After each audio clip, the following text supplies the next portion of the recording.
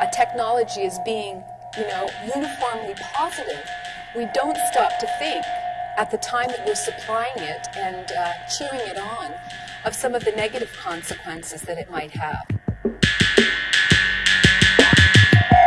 A computer keyboard and a mouse offer very little in the way of physical experience to the experimental child. When there is serious absence of true play behavior, there are going to be consequences. What is happening? Something is going on.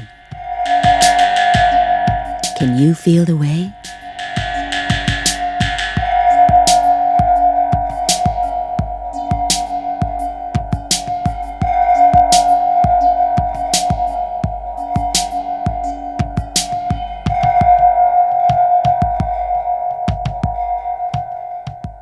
We have been told that the reason that we should be using computers in the classroom now has more to do with bringing knowledge and bringing information into the classroom. And I know here that Vice President Gore and President Clinton are in the process of wiring all the schools, hospitals, and libraries up to the internet.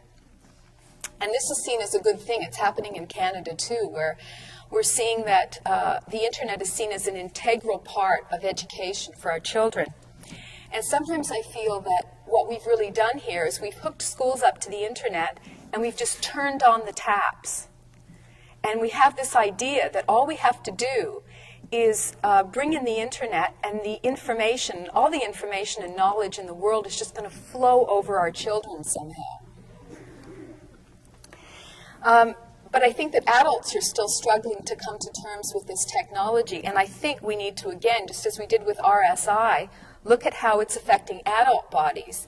And with the internet, we need to look at how it's affecting adults to have some understanding of how that's going to trickle down to our children. We hadn't even asked the question, what is this technology going to do for our students? How is it going to affect them? Is the effect all positive, or are there some negative consequences to doing this? Perhaps 3.5 to 4 million years ago, possibly a little bit longer than that, when our earliest ancestors, our earliest bipedal, habitually upright walking ancestors, had the opportunity to use the forelimbs, what we call the arms and hands, for something other than locomotion. Darwin was really the first to point out that if the hands were not being used to support body weight, then they were free to do something else. Well, that's an interesting observation, but when you begin to look at what life was like on the planet, at least as we're able to reconstruct it, one of the things that is very apparent is that it was not a very friendly place.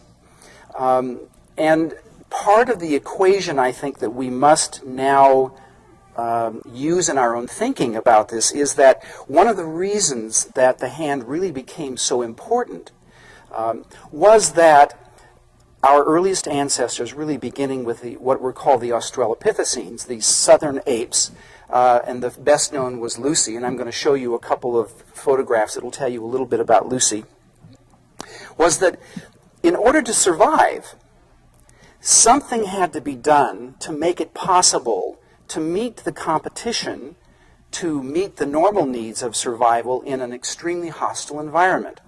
And the thesis which is developed in my book, and if you really want to work your way through that, you're welcome to it, my condolences, but the case really has to be made that things got this way over a very long period of time.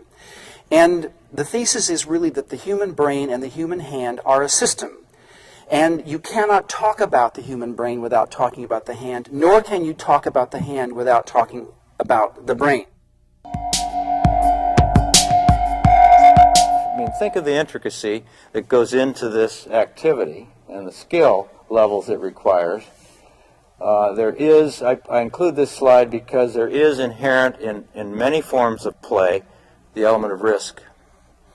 And the element of risk and the increasing the risk of damage and death occurs throughout the animal world, and I think throughout us and the primate world, in activities of play.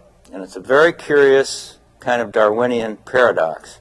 Why would something which enhances, could produce damage or death, become more common throughout evolutionary time, the smarter and the more complex the organism? That's part of the inherent story of play, is that it does increase risk immediately, but it apparently provides something very significant long term for the species or the creature involved in it. Risk reward.